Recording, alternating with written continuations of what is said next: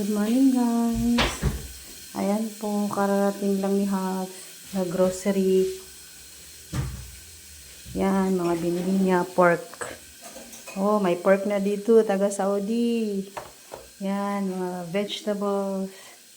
Yan po, mura lang po dito. Magkano to? Ano namang mga presyo? Rice. Yan po, fruits. Yan. Anong lutuin mo, Hubs? Anong ulam mo? Sinigang. Sinigang. Ang ulam daw namin is sinigang. Tingnan niyo po. Oh. Di ba po? Yan. Good morning po sa inyong lahat. Yan po.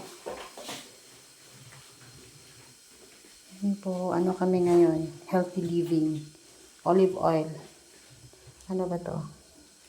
Oyster sauce. Ano to? Oh, apple cider vinegar. Soy sauce, chili, pepper, egg, and then meat, fruits, veggie, potato, tomato. Yan, rice namin. Jasmine. Jasmine po ang rice namin. Yan po, ready na po kami for Tuesday. Umpisa na po kami sa Tuesday. Ano pala ito? Purgin, plastic. Ano to, Hub? Okay. Cellophane. Sa balakid.